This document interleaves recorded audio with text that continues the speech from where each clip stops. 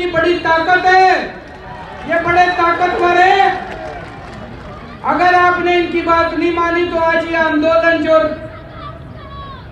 रामलीला मैदान के अंदर हो रहा है ये कयामत ढा देगा 2019 में। मेरे बस में जो है मैं अभी उसका ऐलान करने जा रहा हूं।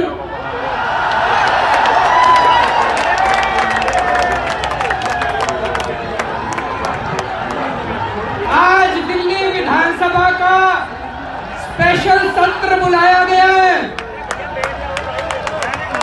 दिल्ली विधानसभा के अंदर आज पुरानी पेंशन स्कीम बहाली का प्रस्ताव पारित कर दिया जाएगा। दिल्ली विधानसभा से प्रस्ताव पारित होके ये केंद्र सरकार में जाएगा और जैसे मैंने केंद्र सरकार से लड़ के बाकी काम कराए, ये वाला काम भी आपका मैं केंद्र सरकार से लड़ के करा के रहूंगा।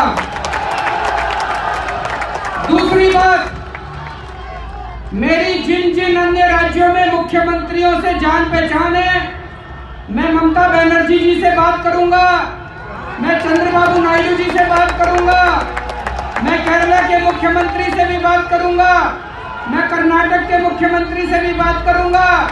उनको मैं चिट्ठी लिखूंगा और उनको सबको मैं कोशिश करूंगा कि अपने अपने राज्य के अंदर वो पुरानी पेंशन स्कीम बहाली करने की कोशिश करें।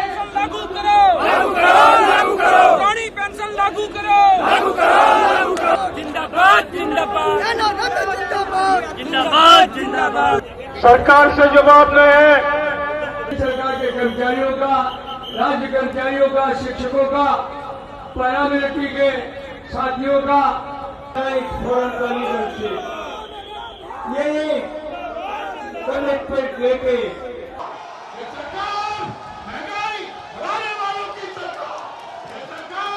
है तो हमें ना अपनी बीमारी की चिंता है, ना कहीं जाने की, ना खाने की। हम अपनी 2 रोटी खाकर अपना गुजारा कर सकते हैं, बच्चों के बीच में खुश रह सकते हैं।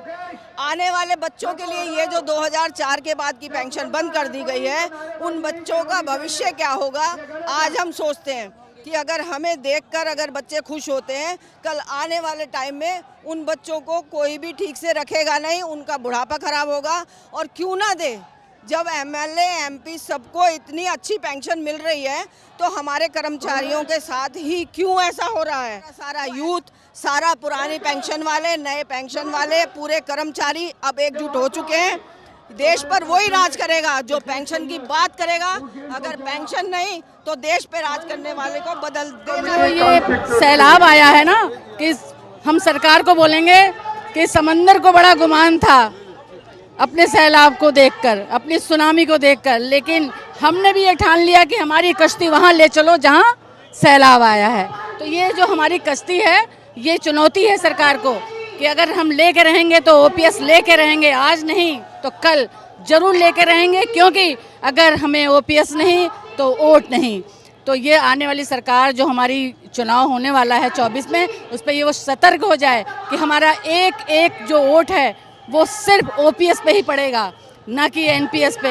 अगर ओपीएस लागू नहीं हुआ तो आने वाले दिनों में मुझे लगता है कि ये सरकार भी नहीं बचेगी। मेरा नाम प्रभात तिवारी है और हम लोग लखनऊ डिवीजन से आए हैं। आदरणीय महामंत्री शिव गोपाल जी मिश्रा की कार्यस्थली से मैं आया हूं और यहां पे हम सभी पुरानी पेंशन बहाली को लेकर एक साथ लगभग 1 लाख से ज़्यादा कर्मचारी इस रामलीला मैदान पे एक साथ आवाज़ दे रहे हैं कि पुरानी पेंशन बहाल करो, बहाल करो, बहाल करो। अगर नहीं होगी तो इसके आगे भी हम लोग और भी धरना प्रदर्शन तेज करेंगे और अपनी मांगों को लेकर आगे और भी लड़ाइयाँ लड़ेंगे। ओल्ड पेंशन सिर्फ एक पेंशन नहीं है, ये बुढ़ापे में एक मान सम्मान है और मान सम्मान बहुत जरूरी हर कर्मचारी के लिए जो अपनी पूरा जीवन इस सेवा रेल की सेवा में लगा देता है। तो इस मान सम्मान के लिए मैं योगेश त्यागी, राष्ट्रीय एवं प्रदेश अध्यक्ष Akhil Bharatiya junior high school शिक्षक संघ। सरकार देश और प्रदेश के कर्मचारियों के साथ धोखा कर रही है और अंधेरे में रख कर के देश को बरगलाने का काम कर रही है। सरकार हमसे कह रही है कि 9.5% का ब्याज में दे रहा हूँ, फिर नई पुरानी पेंशन क्या हो सकता है। लेकिन जब मैंने उनके सामने प्रस्ताव रखा है कि अगर आप 8% मुझे ब्याज दे देंगे तो फिर हमें आपके सरकारी खजाने से एक भी पैसा पेंशन लेने की आवश्यकता नहीं रह जाएगी। हम अपने पैसे से ही पेंशन 28 साल बाद सेवानिवृत्ति बाद प्राप्त कर लेंगे, लेकिन ईमानदारी से आपको 8% ब्याज देना पड़ेगा। रिश्तेदारी नहीं निभानी पड़ेगी अडानी और अंबानी से।